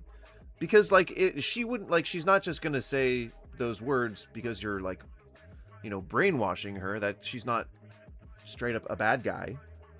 And she wouldn't, I don't think that she would be the Phoenix at this point, because why the fuck would you introduce the Phoenix at this point and in this movie? It's already weird that you're introducing Jean Grey. But you get what I'm saying? Like, I can't, the only other entity that it could possibly be is the Shadow King. Unless Miles Warren has found a way to get into somebody's consciousness. He can't transfer consciousnesses, right? Like he just doesn't have that power. Like he's not a mutant, he's not a supervillain. He has a weird beast body at one point, but most of the time he's just a dude. I don't even think the Phoenix would do that because it gives no fucks. Yeah. I mean, it doesn't really concern itself with the matters of mortal men. Yeah, I mean, fuck, man. Dispassionate is I think, an understatement for the Phoenix. But you're in danger. You just have to trust me. Fine. This whole thing can get really scary. Who the hell is that? Who the hell are you? Frank, please. I don't have anywhere else to go. By the people who love you. Just gonna let him go by himself? And it feels like if there's a voiceover from May, I don't think that it's gonna just be like, I think that he's gonna be seeing a vision of May at some point. And I think that's like this is sort of his rally call when he's down and out, like in maybe the end of the third act, you know? Love you because you're... Now, Cynical, I don't know if you're this obsessed with the comic books, but I just want to put it out there. What if that was Quainan? What if the leader here of the Hand... Just gonna let him go by himself? What if that's Quainan? Does that give you an indication of who I think Sadie Sink might be if she's not Jean Grey? I think that would give it away. If this is Quainan, and if you know who Quainan is, she was associated with the Hand. She was the leader of the Hand at one point. Their best assassin, several different points. And if that's Quainan, and she's somehow in New York, somehow where a bright red-headed telepath might be, their fates throwing them together, supposedly. Any ideas? But what if that's Quainan? Because you're you. If you're gonna do something, you better do it now. Never forget that. powerful you've become. I miss you, May. I love the Marvel Rivals ultimate that he does here. Powerful you've become. You get a web, and you get a web, you get a web, you get a web. I miss you, May.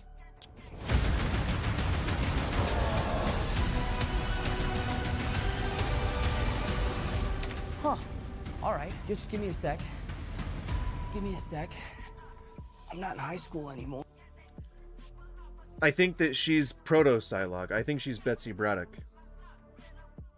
I think that Sadie Sink, if she's not playing Jean Grey, because they haven't specifically stated who she's playing yet, if she's not playing Jean Grey, I think she's Betsy Braddock.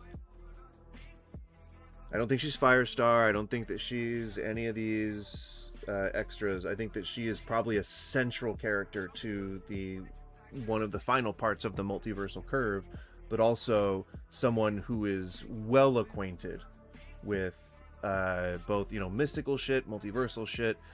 She literally hopped consciousnesses, like just straight up hopped consciousnesses already. She can't be Elektra because Elodie Young is coming back as Elektra for season 3, Born Again, as Elektra, and they share a universe, so she can't be that. Typhoid Mary, that'd be the weirdest mutant to introduce for your first mutant on screen for this iteration of the MCU. That'd be weird. That'd be weird.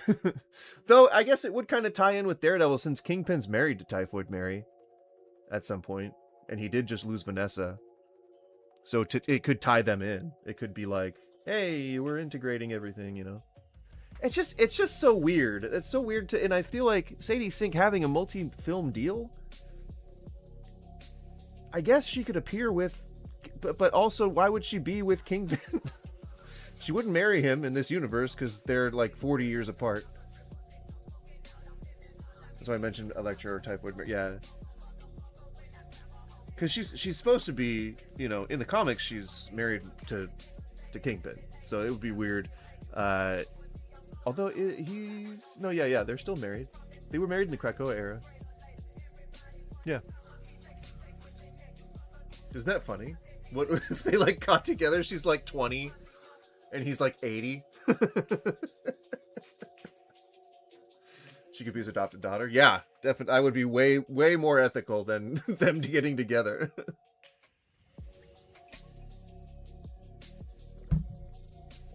I think it would be really cool if they started the Orcus arc, or Orcus? Yeah, Orcus.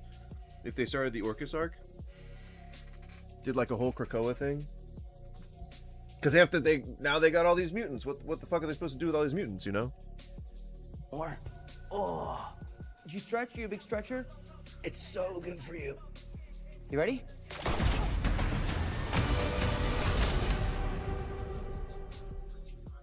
So yeah, that's my reveal of what I think, what I wish, what I hope would happen in Spider-Man Brand New Days, that I think Sadie Sink could potentially, might possibly, probably isn't, but I really hope would be Betsy Braddock.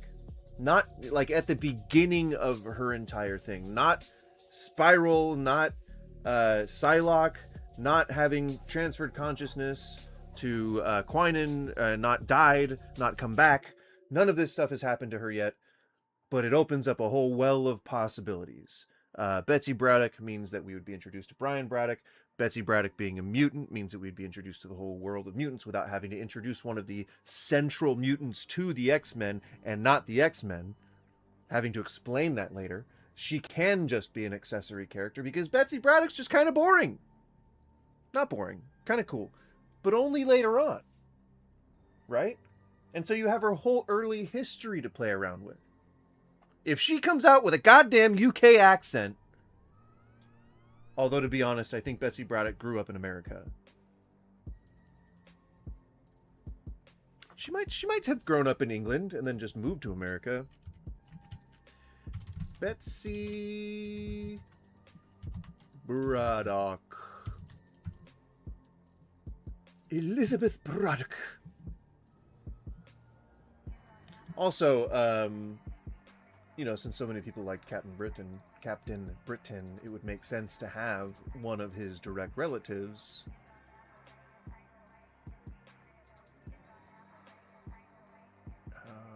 Where did you grow up? Where did you grow up? God damn, there's a big history. Ba-ba-ba, yada yada. Telepathic tragedy, seven Brian's parents perish. Wait, what? Where the fuck is Betsy here? It doesn't say where she was born or anything? Oh, here we go. Here it is.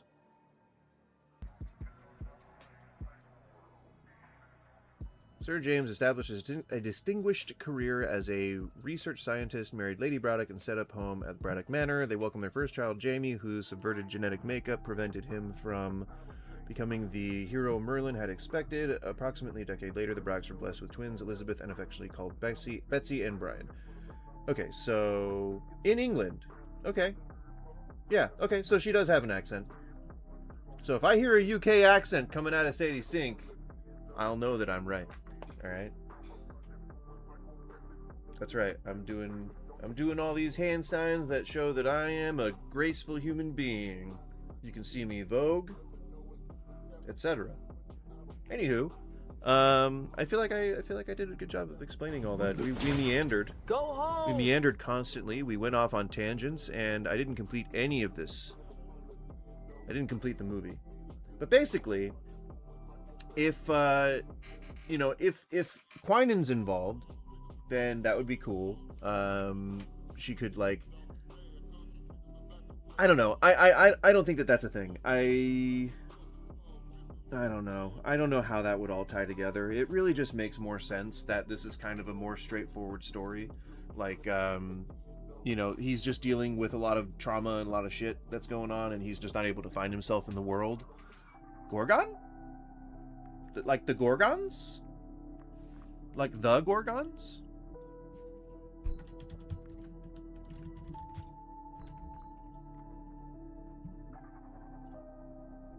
Oh yeah, no, see, you're going with like the most likely scenarios here. No, she's actually her character is named in the IMDb, I'm pretty sure.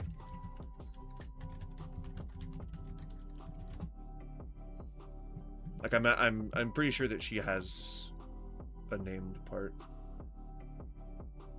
and it's nothing close to Quinan.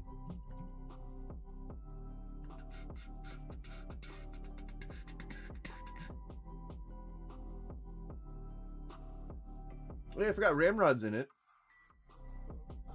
Oh no, MJ's actually has a boyfriend. Like, that's actually her boyfriend. Ouch. Ow! Ouchie! Pain!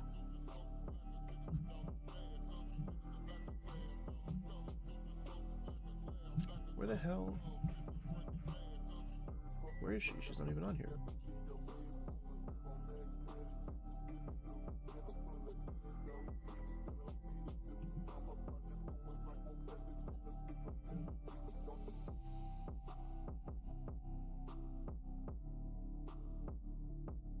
I don't even see her face on here. What?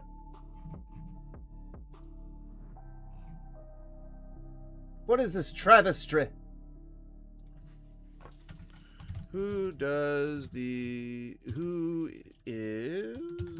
leader of the Hand?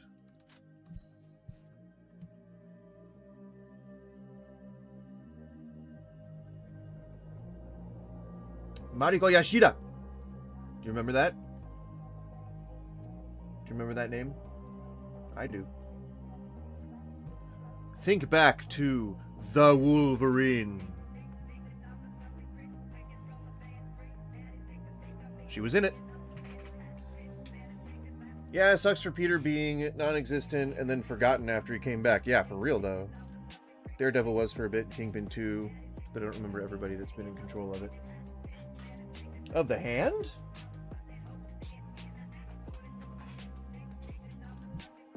Yashida clan, apparently.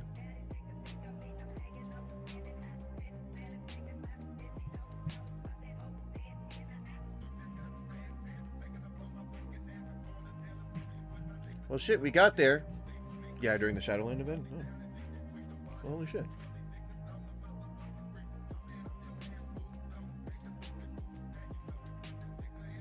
Yeah, that's that story arc, I assume.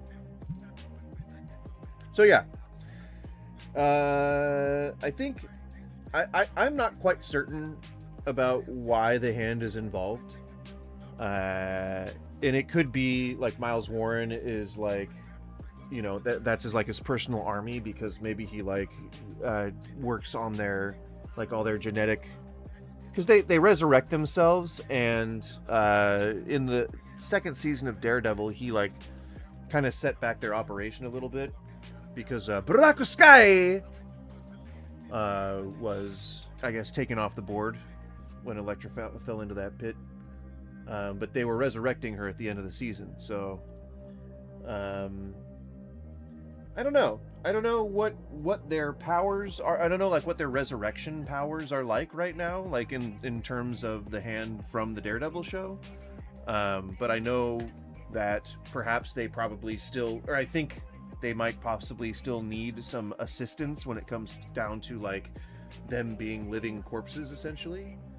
So maybe they might go to Miles Warren for like their medicine, and so he's valuable to them, and so they want to keep him protected, and so he probably maybe has his own little private army, your own little private army of Hand soldiers, perhaps. I don't know, but I can only speculate on that. My biggest question here is she playing Jean Grey because it still hasn't been confirmed yet, or is there still room for speculation? And if she's not Jean Grey, then who? You know, I think it's pretty clear at this point that she's probably just playing Jean Grey.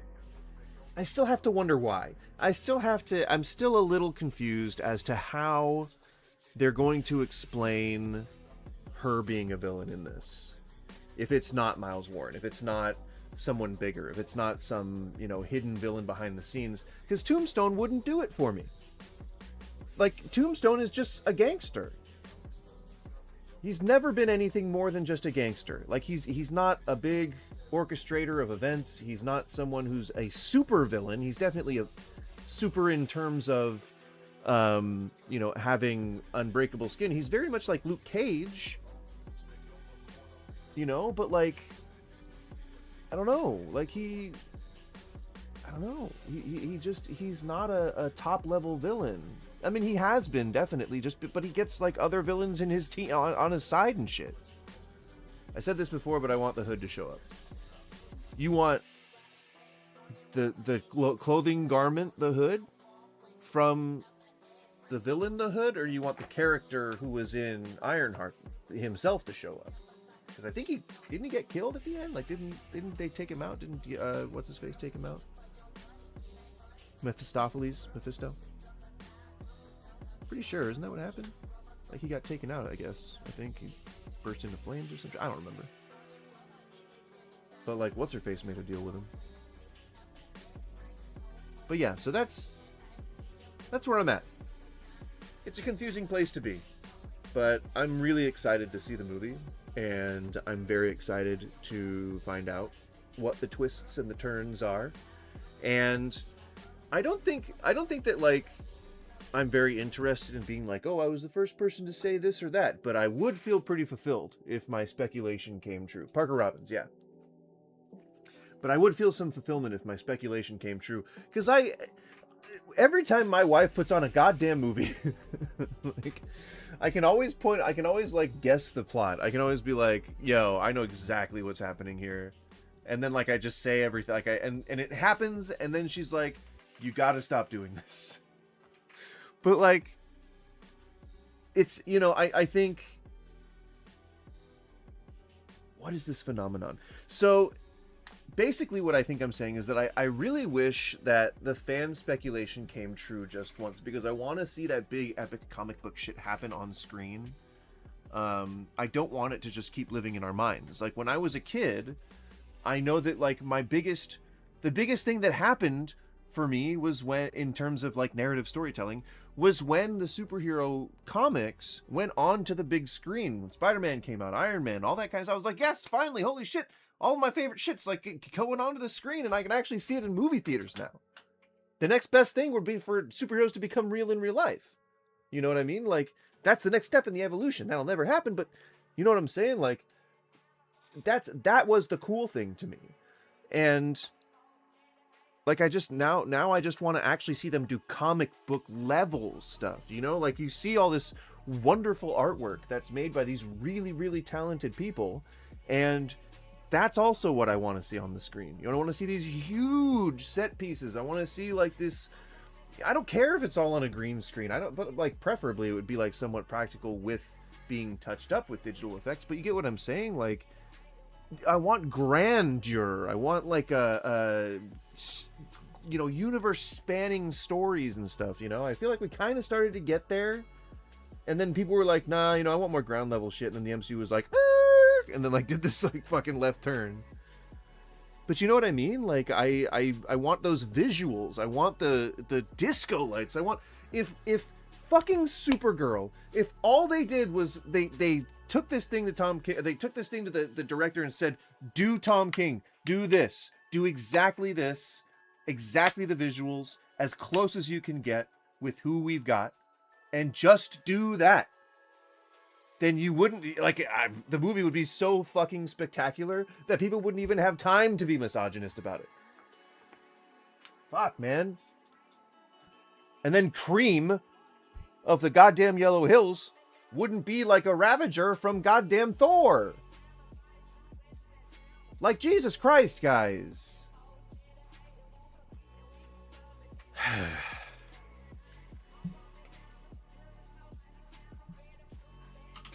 I still think that people are gonna like realize at some point that Supergirl's a good movie, though. I mean, I think most of the people who I have watched review it are like it's obviously not gonna be the movie of the summer, but it was serviceable. It was a good movie. It was like, okay, it was good. It's good. And then we move on, you know. But I think that's kind of, that eats into those YouTubers' profits, because they can't profit from the either the really goodness or the really shittiness of it, you know. So mid movies are like cancer for I think film review YouTubers. I think that's what I've come up with. Did you play Indiana Jones and the Great Circle? No, but I did watch a full walkthrough once. It was very entertaining, because when I played, I was like, well, this actually feels like I'm watching a new Golden Era Indiana Jones movie, except I'm playing it. Troy Baker. Fuck yeah, Troy Baker. VO as a young Harrison Ford was so incredible. The producer was tricked into thinking his demo reel was actually a reference tape of the old Harrison Ford lines. Fuck yeah, dude. Troy Baker's cool. I mean, you know, he's definitely a character. He's been on screen a few times, but mostly just voice acting, right? I think he had a couple of parts in Last of Us. I think he was in a Batman thing.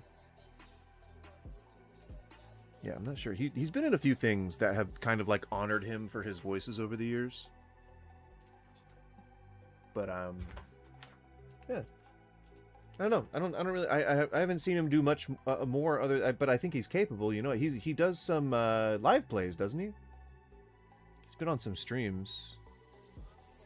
Yeah, he seems like a talented guy that I don't think is really like shot for the stars yet. Though he could. He could be like the voice of Batman now that what's-his-face is gone. He's got a perfect Batman voice. But then again, so does Jensen Ackles. That's a tough one. You know? Although I would love to audition to play the Batman for the rest of my life. That would be really cool. I mean, not in person, but like in voice, like that'd be cool. I would love to do that. I don't have a deep enough voice or gravelly enough. He's pretty much the most prolific voice actor in video games. I would say, yeah. Who else is it? Troy Baker, Phil Lamar is really well known in the voice. Is really like just storied, like has a huge resume. Who else? God, I'm blanking on all the names. The only one I can think of is Mel LeBlanc. Which is like such an old reference. Oh, God. I am old. I am old. Matthew Mercer, yeah, okay. I've definitely, I don't watch a lot of anime, but I've definitely heard that name passed around in those circles. Fuck, the guy that played Bender. His voice. McNeil. Tress McNeil. He's pretty famous. And then H. John Benjamin. Done a lot of voices. You recognize those voices though. Like, I'm trying to think of people who's just like prolific. He's Vincent in the FF7 remake. That's cool. I haven't played any of those remakes. I think it's just FF7 right now, right?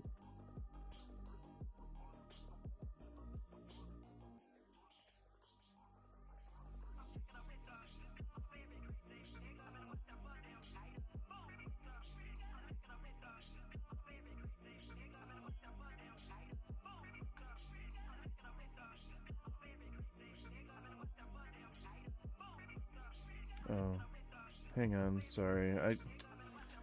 I was gonna end the stream anyway, but I gotta take care of this thing with my refrigerator. GM for Critical Role. Yeah, I remember that. I remember hearing about that. Wasn't he like one of the people who like started Critical Role? First, he's not just GM of the fourth, but he plays in the fourth. Oh, okay, yeah. So he's been ever present. All right, I'm gonna end the stream now. It is that time. I said that I was gonna be back at 5 yesterday, but I accidentally got drunk. I didn't accidentally get drunk. I made the choice to get drunk, but I always have the intent in my heart, in my mind, and then I just start having fun. And so then I'm just like, nah, fuck it. But this week is the week that I'm trying to transition into trying to stream at night and not alienate everyone who's been watching so far. So I'm kind of trying to like bridge those two gaps by doing later streams, and then really trying to be not lazy and do streams later on, because we will eventually, at least starting next week, we will be starting streaming at night only. I'll be starting at 5 and going to around 10 o'clock. And we'll be doing mostly just video game stuff, but also kind of like, terrible food commentary, stuff that I can stay quiet, not get like crazy mad or surprised or scared at, so I don't wake the wife. But I would love to spend the daytime mostly doing production stuff. If I'm doing prep for like a gig, or if I'm doing like, shopping or running around and things like that, I'd love to be like writing scripts and thinking about like production stuff, and then actually doing production stuff. It's going to put more work on me, but I think what we're going to end up with is more regular video uploads, which are actually like going to be produced and stuff, instead of just me editing down my streams, which I'm still being lazy about. I still have like 3 of those that are coming out. But I'll be able to be having a bit more of a dedication to that. I'll be playing around with the green screen a little bit more. I'll actually be making like produced videos that are substantive and hopefully edutational, about topics that I like, that I want to cover. And I think that'll be fun. And then doing streams at night. I'm still working my way up in the watch time, which is I think one of the most important metric for YouTube right now. So I'm still working on that, and yeah, I think I've got a plan. Just gotta execute, and I'm reshaping the channels. I'm trying to, not reshaping, but I'm trying to add production details that are more relevant instead of just random bullshit that I put together. So like my icons are not going to be just a random picture of an old man with a bird on his head. It's actually going to be like PFPs that are relevant to my brand and all this kind of stuff. So I'm going to get a little bit more serious about it, be a little bit more dedicated, and really try to put some elbow grease into getting this stuff off the ground. So I appreciate you guys sticking it out. I appreciate you hanging out with me. And I'll see y'all maybe tonight. Maybe not. But thank you. Thank you for hanging out. Bye, Cynical. Have a good one.